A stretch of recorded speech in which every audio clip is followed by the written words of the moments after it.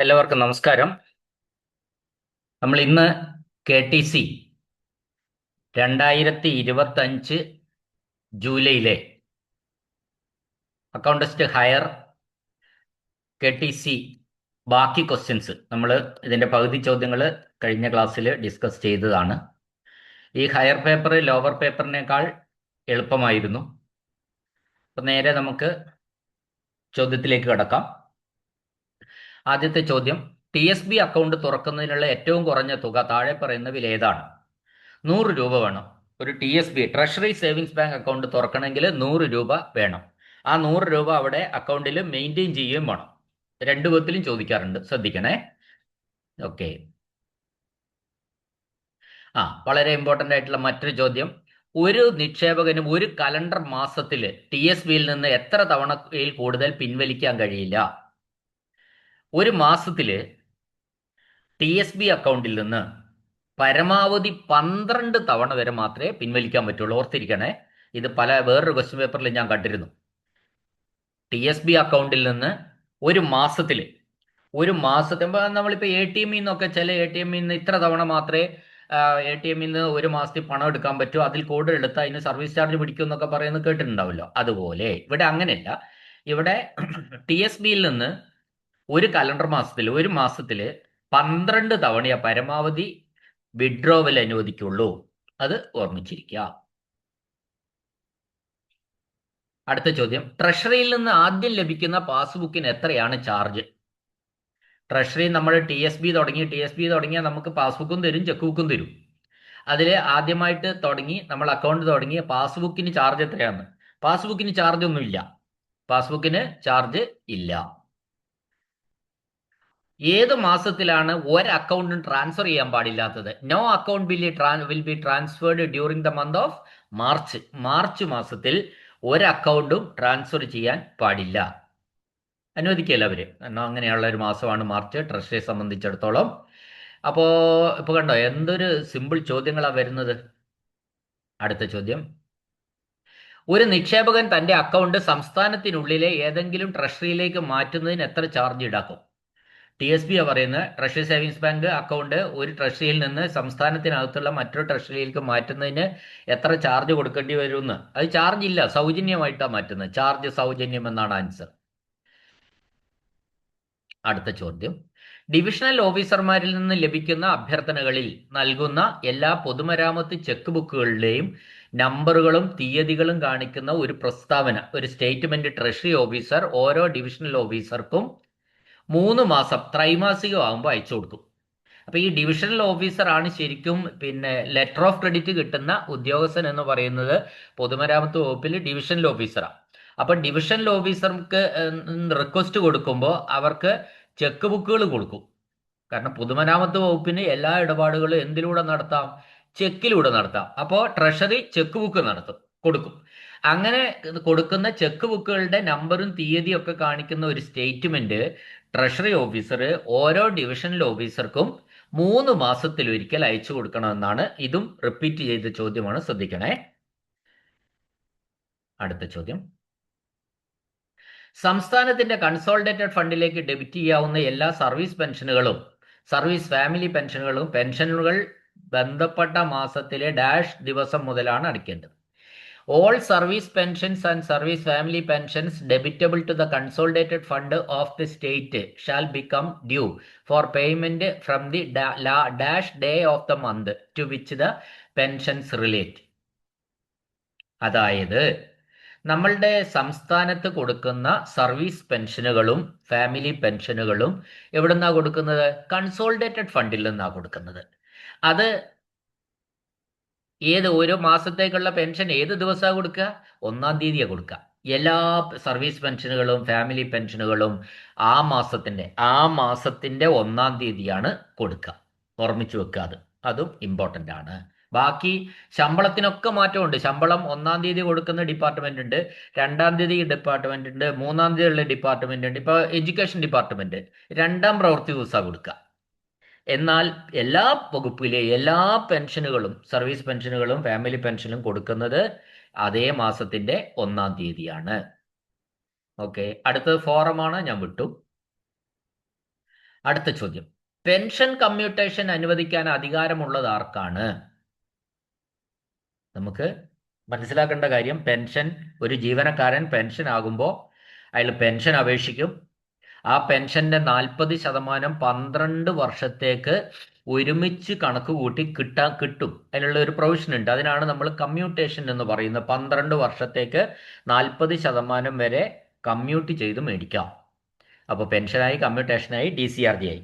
ഇത് മൂന്നും നമ്മളുടെ ഹയർ ഓഫീസർ പാസ്സാക്കി, പല പല ഡിപ്പാർട്ട്മെന്റ് പല ഓഫീസർമാർ അത് പാസ്സാക്കിയിട്ട് അക്കൗണ്ടന്റ് ജനറൽ അയക്കും. അക്കൗണ്ടന്റ് ജനറല് അത് അനുവദിച്ചാൽ മാത്രമേ കമ്മ്യൂട്ടേഷൻ നമുക്ക് കിട്ടുള്ളൂ. അപ്പോൾ ഇത്തരത്തിൽ പെൻഷനായാലും കമ്മ്യൂട്ടേഷൻ ആയാലും പിന്നെ DCRG ആയാലും അത് അനുവദിക്കുന്ന ഉദ്യോഗസ്ഥൻ ശരിക്കും അക്കൗണ്ടന്റ് ജനറലാണ്. അടുത്ത ചോദ്യം ഫോമാണ്. തൊട്ടടുത്ത ചോദ്യം, പെൻഷൻകാരെ disbursing officer shall satisfy himself once in about the continued existence of the pensioner either by personal appearance of the pensioner before the disbursing officer or through life certificate. അപ്പോൾ ഒരു പെൻഷൻകാരൻ മലയാളം പറയാലോ, അങ്ങോട്ട് അതിന്റെ ചുരുക്കി അങ്ങ് പറയാം. ഒരു പെൻഷൻകാരൻ ജീവിച്ചിരിക്കുന്നുണ്ട് എന്ന കാര്യം ട്രഷറി ഓഫീസർക്ക് ബോധ്യപ്പെടണം. അഥവാ ഡിസ്ബേഴ്സിംഗ് ഓഫീസറാണ് ട്രഷറി ഓഫീസർ, അയാൾക്ക് ബോധ്യപ്പെടണം. അത് പല വിധത്തിലാവാം. ഒന്നുകിൽ നേരിട്ട് വന്നിട്ട് ബോധ്യപ്പെടണം, അതിനാണ് നമ്മൾ മസ്റ്ററിംഗ് എന്ന് പറയുന്നത്. അല്ലെങ്കിൽ ലൈഫ് സർട്ടിഫിക്കറ്റ് കൊണ്ടു കൊടുക്കണം.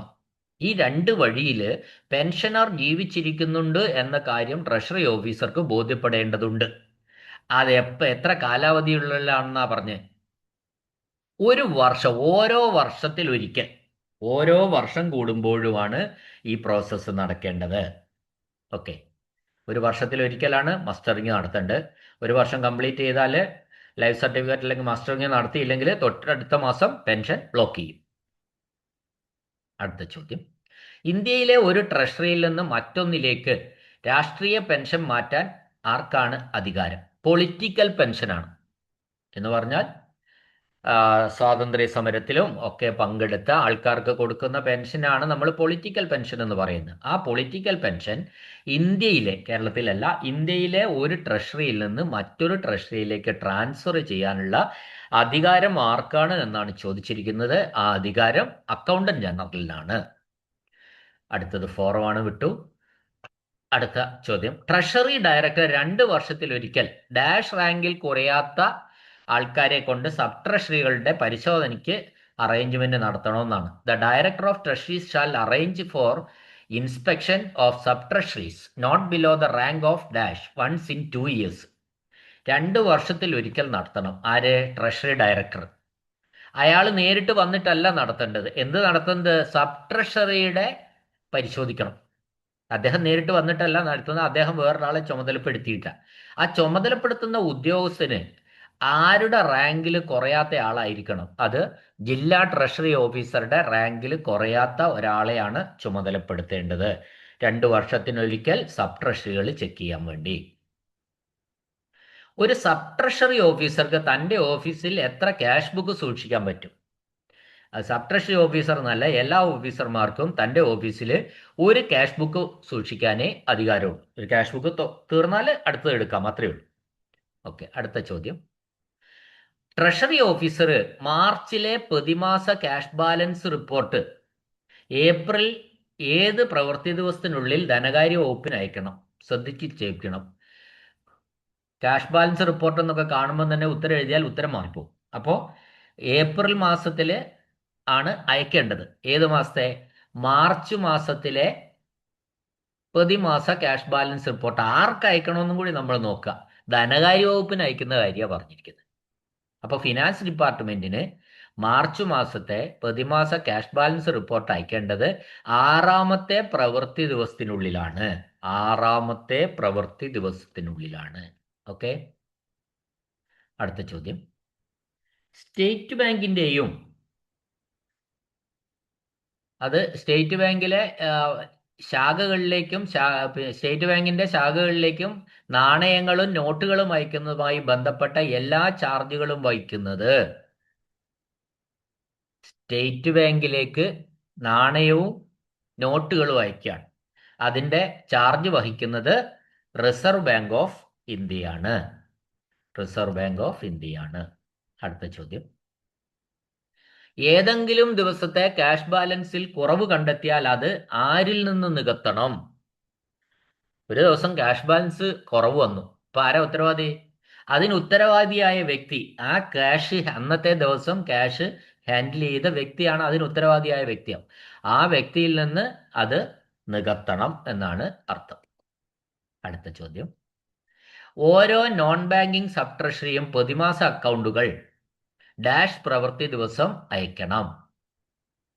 ഓരോ നോൺ ബാങ്കിങ് സബ് ട്രഷറിയും പ്രതിമാസ അക്കൗണ്ടുകൾ അതേ മാസത്തിലെ അവസാന പ്രവൃത്തി ദിവസം അയക്കണം. ക്ലോസിംഗ് ബാലൻസ് ഒക്കെയാണ് ഉദ്ദേശിക്കുന്നത്. അവസാനത്തെ പ്രവൃത്തി ദിവസമാണ് അയക്കേണ്ടത് നോൺ ബാങ്കിങ് സബ് ട്രഷറി. അടുത്ത ചോദ്യം. ആവശ്യമായ കറൻസി ചെസ്റ്റുകൾ മെയിൻറ്റെയിൻ ചെയ്യാൻ ആരാണ് ഉത്തരവ്? Who is responsible for maintaining the required form of currency chest? Currency chest എന്ന് കണ്ടാൽ തന്നെ അത് മെയിൻറ്റെയിൻ ചെയ്യേണ്ട ആരാ? കറൻസി ഓഫീസറാണ്. കറൻസി ഓഫീസറാണ്. ആരുടെ കറൻസി ഓഫീസർ? RBIയുടെ, റിസർവ് ബാങ്ക് ഓഫ് ഇന്ത്യയുടെ. അടുത്തത് ഫോമാണ്. വീണ്ടും ഈ ചോദ്യം വളരെ ഇമ്പോർട്ടൻ്റ് ആണ്. ചാരിറ്റബിൾ എൻഡോവ്മെന്റുകളുടെ ട്രഷറർ ആരാണ്? Who is the treasurer of charitable endowments? നിരവധി തവണ ചോദിച്ചതാണ്, നമുക്ക് ഉത്തരം മാറിപ്പോവുകയും ചെയ്യും. ശ്രദ്ധിക്കണം, സംസ്ഥാന ഓഡിറ്റ് വകുപ്പിന്റെ ഡയറക്ടറാണ്.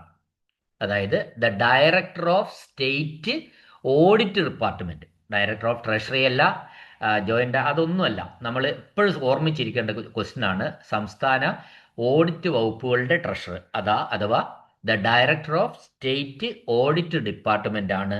എന്ത് സൂക്ഷിക്കേണ്ടത്? പിന്നെ who is the treasurer? Charitable എൻഡോവ്മെന്റുകളുടെ ട്രഷറർ എന്ന് പറയുന്നത് അദ്ദേഹമാണ്. അടുത്ത ചോദ്യം. കോടതികൾ ചുമത്തുന്നതും സംസ്ഥാന സർക്കാരിന് ക്രെഡിറ്റ് ചെയ്യപ്പെടുന്നതുമായ പിഴകൾ ഡാഷ് വഴി ട്രഷറിയിലേക്ക് അയക്കേണ്ടതാണ്. ഇപ്പൊ ഒരു കോടതിയിൽ നമ്മൾ പിഴ ചുമത്തി.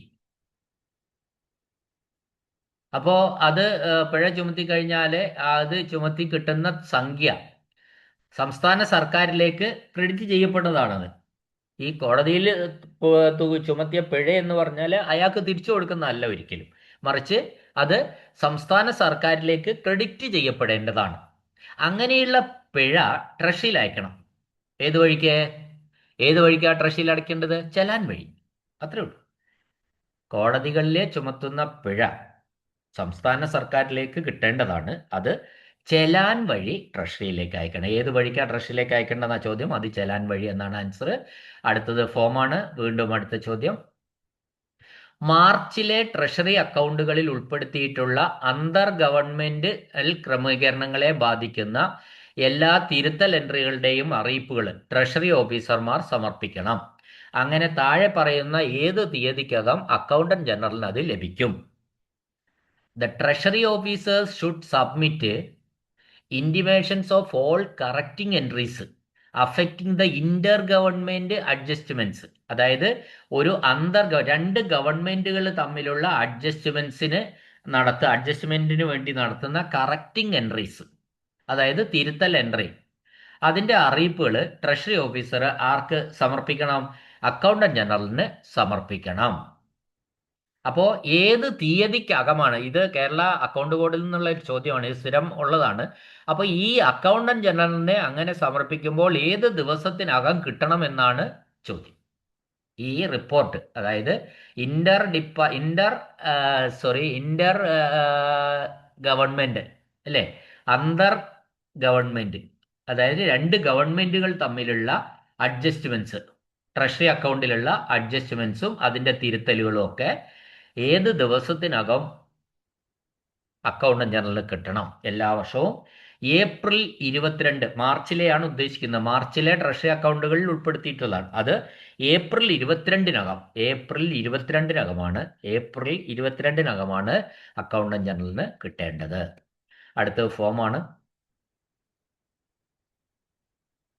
അടുത്ത ചോദ്യം. The personal deposit account not being operated by the administrators for more than 3 years on should be reported to the accountant general ഫോമാണത്. അതുകൊണ്ട് നമ്മൾ അതിൽ കളിക്കുന്നില്ല. അടുത്തതും ഫോമാണ്. വീണ്ടും അടുത്ത ചോദ്യം, ഔട്ട്ലൈയിങ് സ്റ്റേഷനുകളിൽ ശേഖരിച്ചിരിക്കുന്ന വനവരുമാനം ട്രഷറി ഓഫീസർമാർക്ക് ഡാഷ് മുഖേന പണമടച്ച് ട്രഷറിയിൽ അടയ്ക്കാം. വനത്തിന്റെ കാര്യത്തിൽ ഫോറസ്റ്റ് റവന്യൂ അല്ലെ ഫോറസ്റ്റ് വരുമാനം അത് ഔട്ട്ലൈയിങ് സ്റ്റേഷനുകളിൽ ശേഖരിക്കുന്നതാണ്. നമ്മൾ വളരെ ഉള്ളിലോട്ടുള്ള സ്ഥലങ്ങളിൽ ശേഖരിക്കുന്ന ഫോറസ്റ്റ് വരുമാനം എങ്ങനെ ട്രഷറിയിൽ അടയ്ക്കാൻ അനുമതിയുണ്ട്? മണി ഓർഡർ വഴി ട്രഷറിയിൽ അടയ്ക്കാനുള്ള അനുമതിയുണ്ട്. Forest revenues collected at outlying stations may be paid in to the treasury by making remittances to the treasury officers by means of money order. അടുത്ത ചോദ്യം, ട്രഷറി നൽകുന്ന രസീതിന് താഴെ പറയുന്നവയിൽ ഏതാണ് അനിവാര്യമല്ലാത്തത്? ട്രഷറി ഒരു റെസീറ്റ് കൊടുക്കുകയാണ്.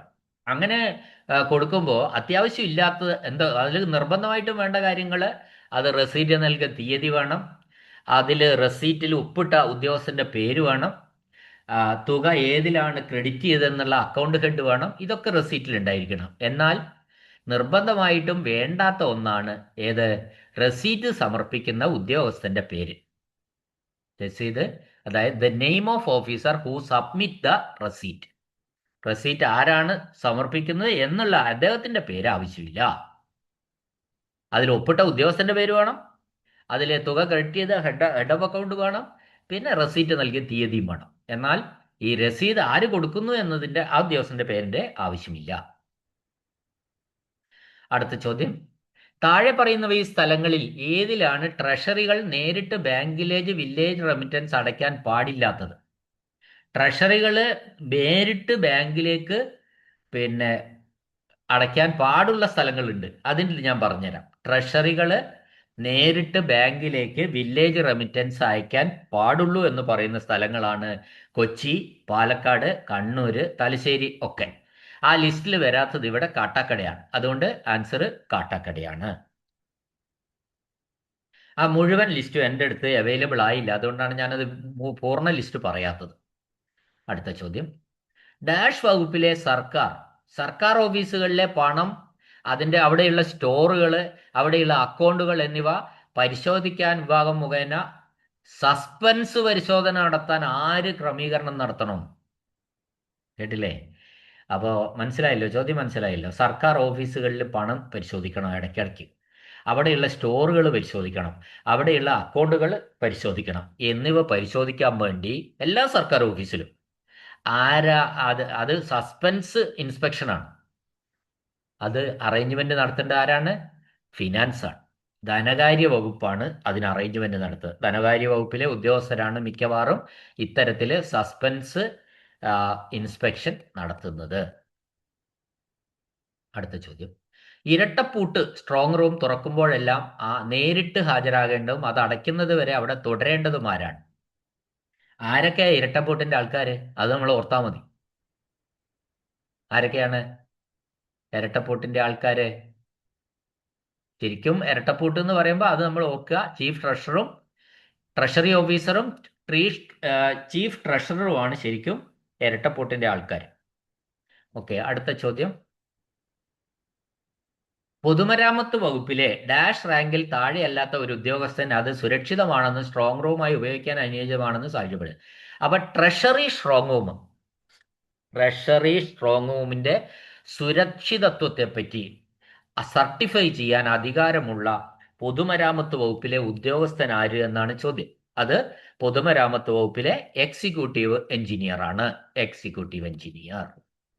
അടുത്ത ചോദ്യം, ഒരു കറൻസി ചെസ്റ്റ് ബുക്ക് തീർന്നതിന് ശേഷം എത്ര പൂർണ്ണ സാമ്പത്തിക വർഷത്തേക്ക് സൂക്ഷിക്കണം? കറൻസി ചെസ്റ്റ് ബുക്ക് ക്ലോസ് ചെയ്ത് കഴിഞ്ഞാൽ 3 സാമ്പത്തിക വർഷം വരെ അത് സൂക്ഷിക്കണം. ആൻസർ 3 സാമ്പത്തിക വർഷം സൂക്ഷിക്കണമെന്നാണ്. അടുത്ത ചോദ്യം, ട്രഷറി ഓഫീസർ തൻ്റെ ജില്ലയിലെ കറൻസി ചെസ്റ്റുകൾക്കായി ഫോമാണ്, അതുകൊണ്ട് വിടുന്നു. അടുത്ത ചോദ്യം, ട്രഷറികളിൽ സുരക്ഷിതമായി സൂക്ഷിക്കുന്നതിനായി, വീണ്ടും ചോദ്യമാണ്, റിപ്പീറ്റ് ക്വസ്റ്റ്യൻസ് ആണ്, ട്രഷറികൾ സുരക്ഷിതമായി സൂക്ഷിക്കുന്നതിനായി നിക്ഷേപിച്ചതും യഥാർത്ഥ നിക്ഷേപ തീയതി മുതൽ ഇത്ര വർഷത്തിൽ കൂടുതൽ അവകാശപ്പെടാതെ കിടക്കുന്നതുമായുള്ള വസ്തുക്കളുടെ കാര്യത്തിൽ ജില്ലാ ട്രഷറി ഓഫീസർ കേരള ഗസറ്റിൽ ഒരു വിജ്ഞാപനം പ്രസിദ്ധീകരിക്കേണ്ടതാണ്. വർഷം കുറേയായി അയാൾ ഈ സാധനം എടുക്കാൻ വന്നിട്ടേയില്ല, ക്ലെയിം ചെയ്തിട്ടില്ല ആരും. അങ്ങനെയുള്ള ഒരു സാധനം ട്രഷറി ഓഫീസിൽ നിക്ഷേപിച്ചിട്ട് എത്ര കൊല്ലമായാലാണ് ജില്ലാ ട്രഷറി ഓഫീസർ ഗസറ്റിൽ ഒരു വിജ്ഞാപനം പ്രസിദ്ധീകരിക്കേണ്ടത്? ഈ നിക്ഷേപിച്ചയാളുടെ പേരും ഇതൊക്കെ വെച്ച് 25 വർഷത്തിൽ കൂടുതൽ അവകാശപ്പെടാതെ കിടക്കുന്ന സാധനങ്ങളാണ്. ഓക്കെ,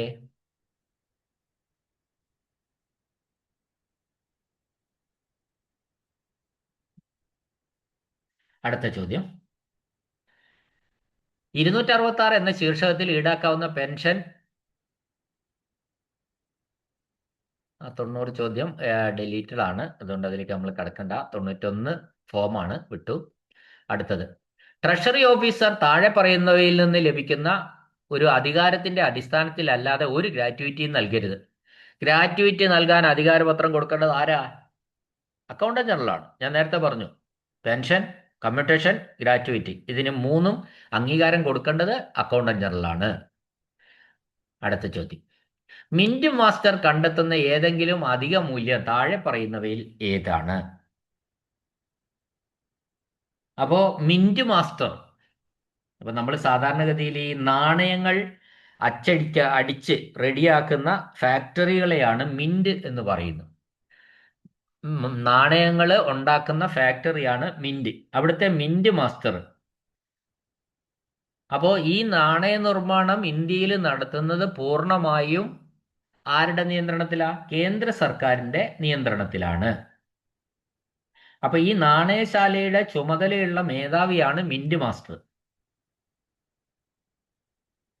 അപ്പോൾ നാണയങ്ങൾ നിർമ്മിക്കുന്ന വേളയിലോ അല്ലെങ്കിൽ കണക്കുകൾ പരിശോധിക്കുമ്പോഴോ ലോഹങ്ങളുടെ അളവിലോ മൂല്യത്തിലോ വല്ല വർധനവോ അധിക തുകയോ കണ്ടെത്തുകയാണെങ്കിൽ ആ അധിക മൂല്യം കേന്ദ്ര ഗവൺമെന്റിന്റെ അക്കൗണ്ടിലേക്കാണ് വരവ് വെക്കേണ്ടത് എന്നാണ് ഈ പറഞ്ഞതിന്റെ അർത്ഥം.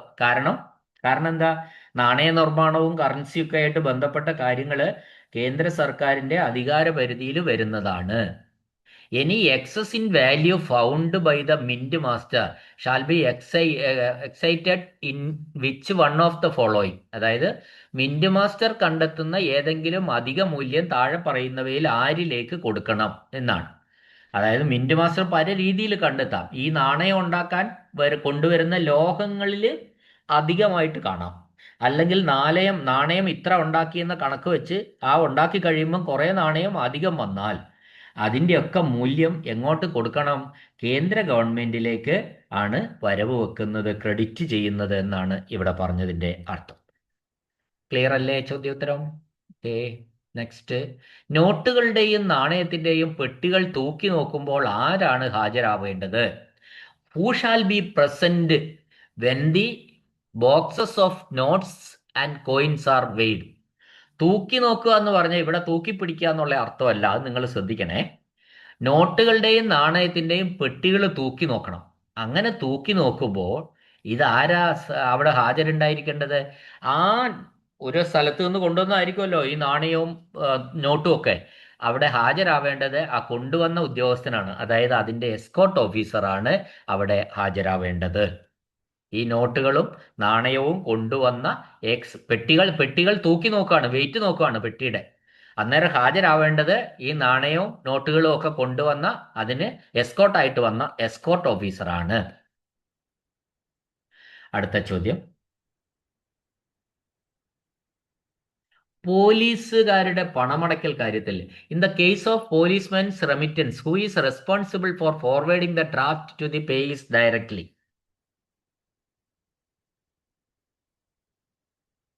ഇപ്പൊ സർക്കാർ ജീവനക്കാരായിട്ടുള്ള പോലീസുകാരുടെ സാമ്പത്തിക ഇടപാടുകൾക്കും ഔദ്യോഗിക രേഖകൾക്കും ഒരു ഡിപ്പാർട്ട്മെന്റൽ മേധാവിയുടെ അതായത് ജില്ലാ പോലീസ് മേധാവിയുടെ മേൽനോട്ടം ഉണ്ടായിരിക്കണം. അപ്പോൾ ഒരു ശമ്പളത്തിൽ നിന്ന് കിഴിവ് വരുന്നു. ശമ്പളത്തിൽ നിന്നുള്ള കിഴിവുകൾ സാധാരണഗതിയിൽ ശമ്പളത്തിൽ നിന്ന് നേരിട്ട് പിടിച്ചോ അല്ലെങ്കിൽ ഔദ്യോഗികമായ അനുമതി വാങ്ങിയോ ആണ് നടപ്പിലാക്കുന്നത്. അപ്പോൾ അത് വ്യക്തികൾ നേരിട്ട് അയക്കുന്നതിന് പകരം ഓഫീസ് വഴി സൂപ്രണ്ടിന്റെ കാര്യാലയം വഴിയാണ് ഔദ്യോഗികമായിട്ട് ഇത്തരത്തിലുള്ള അടവുകളൊക്കെ നടത്തുന്നത്. അപ്പോൾ അതുകൊണ്ടാണ് നമ്മൾ പറയുന്നത് സർക്കാർ ഉദ്യോഗസ്ഥരുടെ പേരിൽ പോകുന്ന ഔദ്യോഗിക ഫണ്ടുകളുടെ ഡ്രാഫ്റ്റുകളുടെ സുരക്ഷിതവും ഉറപ്പാക്കുന്നതിന് വേണ്ടിയിട്ട് വകുപ്പ് മേധാവി, അതായത് സൂപ്രണ്ട് ഓഫ് പോലീസ് ആണ് ഇവർക്ക് ഉത്തരവാദിത്തം ആകുന്നത്. അടുത്ത ചോദ്യം, ഒരു സ്ഥാപന ബില്ലിലെ ശമ്പളം, അവധി ശമ്പളം, അലവൻസുകൾ തുടങ്ങിയ എല്ലാ പണത്തിനും വ്യക്തിപരമായിട്ട് ആരാണ് ഉത്തരവാദി? അത് ഓഫീസ് മേധാവിയാണ്. അല്ലെ ഡ്രോയിങ് ഓഫീസർ ഉണ്ടെങ്കിൽ ഡ്രോയിങ് ഓഫീസർ, അല്ലെങ്കിൽ ഓഫീസ് മേധാവി, DDO.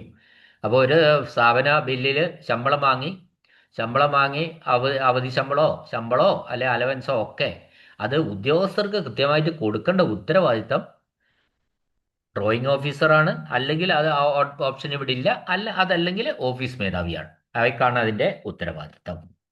അടുത്തത് ഫോമാണ്. അടുത്തത്, പണമടച്ച തീയതി മുതൽ എത്ര വർഷം കഴിയുന്നത് വരെ ഒരു സബ് വൗച്ചറും നശിപ്പിക്കരുതെന്നാണ്. ഒരു പണമടച്ച തീയതി, no sub voucher should be destroyed until dash years have elapsed from the date of payment. അതായത് പണമടച്ച തീയതി മുതൽ, പേയ്മെന്റ് ഡേറ്റ് മുതൽ എത്ര വർഷം കഴിയുന്നവരെ ഒരു സബ് വൗച്ചറും, അതായത് 3 വർഷം കഴിയുന്നത് വരെ ഒരു സബ് വൗച്ചറും നശിപ്പിക്കരുതെന്നാണ് പറഞ്ഞത്. അടുത്ത ചോദ്യം, ബാങ്കിൽ നിന്ന് സർക്കാർ വെയ്സ് ആൻഡ് മീൻസ് അഡ്വാൻസുകൾ എടുക്കുമ്പോൾ ബാങ്കിലേക്കുള്ള അഭ്യർത്ഥനയോടൊപ്പം തുകയ്ക്കുള്ള ഒരു ഡിമാൻഡ് പ്രോമിസറി നോട്ടും ഉണ്ടായിരിക്കും. അത് ആരുടെ ആയിരിക്കണം ആ പ്രോമിസറി നോട്ട് എന്നാണ് ചോദ്യം. When ways and means advance are taken by the government from the bank, ഒരു ബാങ്കിൽ നിന്ന് government ways and means advance എടുത്താൽ the request to the bank will be accompanied by a demand promissory note. ആ അപേക്ഷയോടൊപ്പം ഒരു promissory നോട്ടും ഉണ്ടായിരിക്കും. ആരുടെ പേരിലുള്ള പ്രോമിസറി നോട്ട് എന്നാണ് ചോദ്യം. അത് ഗവർണറുടെ പേരിലുള്ള പ്രോമിസറി നോട്ടായിരിക്കും ഉണ്ടാവുക. അപ്പൊ നമ്മൾ സാധാരണഗതിയിൽ ഈ വെയ്സ് ആൻഡ് മീൻസ് എന്ന് പറയുന്നത് സർക്കാരിന്റെ വരവ് ചെലവുകളിലെ താൽക്കാലികമായിട്ടുള്ള ഒരു പണത്തിനുള്ള ബുദ്ധിമുട്ട് പരിഹരിക്കാൻ റിസർവ് ബാങ്കിൽ നിന്നോ മറ്റു ബാങ്കുകളിൽ നിന്നോ സർക്കാർ എടുക്കുന്ന ഒരു ഹ്രസ്വകാല വായ്പയാണ് ശരിക്കും ഈ വെയ്സ് ആൻഡ് മീൻസ് എന്ന് പറയുന്നത്. അപ്പോ അങ്ങനെ എടുക്കുന്ന സമയത്ത്, വെയ്സ് ആൻഡ് മീൻസ് എടുക്കുന്ന സമയത്ത്, ആ പണം വായ്പ എടുക്കുന്ന സമയത്ത് ഭരണഘടന അനുസരിച്ച് സംസ്ഥാന സർക്കാരിന്റെ എക്സിക്യൂട്ടീവ് തലവൻ ഗവർണറാണ്. അപ്പോൾ സംസ്ഥാന സർക്കാരിന്റെ പേരിൽ എടുക്കുന്ന വായ്പകളും സാമ്പത്തിക ഇടപാടുകളും നിയമപരമായി ഗവർണറുടെ അധികാര പരിധിയിലാണ് വരുന്നത്. അതുകൊണ്ടാണ് ബാങ്കിൽ നിന്ന് പണം കടമെടുക്കുമ്പോൾ, അതായത് വെയ്സ് ആൻഡ് മീൻസ് അഡ്വാൻസ് എടുക്കുന്ന സമയത്ത് ആ തുക തിരികെ നൽകാൻ ആര് ബാധ്യതപ്പെട്ടിരിക്കുന്നു എന്ന് കാണിച്ച് ഒപ്പിട്ട് നൽകുന്ന ഡിമാൻഡ് പ്രോമിസറി നോട്ട് സംസ്ഥാന ഗവർണറുടെ പേരിലാണ് നൽകുന്നത്. അപ്പോൾ ഡിമാൻഡ് ഡ്രാഫ്റ്റ് ഈ പ്രോമിസറി നോട്ടിന്റെ നൽകുന്നത് ശരിക്കും ഗവർണറാണ്. ഒരു ഗ്യാരണ്ടി ആയിട്ടാണ് പ്രോമിസറി നോട്ട് നൽകുന്നത്. അപ്പോൾ അതിൽ ഇനിയും ആവശ്യമാണെങ്കിൽ നമുക്ക് പറയാവുന്നേ ഉള്ളൂ. നമ്മളിപ്പോൾ ഒരു കേരള സർക്കാരിന്റെ ഒരു ട്രഷറിയിലെ താൽക്കാലിക പണക്കുറവ് നികത്താൻ വേണ്ടി, അല്ല ടൈറ്റാണ്, സാമ്പത്തിക കുറവാണ്, പണം കുറവാണ്, അത് നികത്താൻ വേണ്ടി റിസർവ് ബാങ്കിൽ നിന്ന് 100 കോടി രൂപ വെയ്സ് ആൻഡ് മീൻസ് അഡ്വാൻസ് ആയിട്ട് ആവശ്യപ്പെടും. അപ്പൊ ഈ അപേക്ഷയോടൊപ്പം ബാങ്കിന് നൽകുന്ന പ്രോമിസറി നോട്ടില് സംസ്ഥാന സർക്കാരിന് വേണ്ടി ഗവർണർ ഈ തുക തിരികെ നൽകാൻ ബാധ്യസ്ഥനാണ് എന്ന രീതിയിലുള്ള ഔദ്യോഗിക രേഖ, എന്ന രീതിയിലാണ് ഈ പ്രോമിസറി നോട്ട് അവർക്ക് അപേക്ഷയോടൊപ്പം സമർപ്പിക്കുന്നത്. ഇവിടെ പ്രോമിസറി നോട്ട് എന്ന് പറയുന്നത് അതിൽ തന്നെ അതിൻ്റെ ഒരു അർത്ഥമുണ്ട്, അതൊരു ഗ്യാരണ്ടിയാണ്. അതാണ് പ്രോമിസറി നോട്ട്. ഓക്കെ, 100ാമത്തെ ചോദ്യം നമുക്ക് എന്താണ്, ഫോമാണ്, അതുകൊണ്ട് ഞാൻ അതിലേക്ക് കടക്കുന്നില്ല.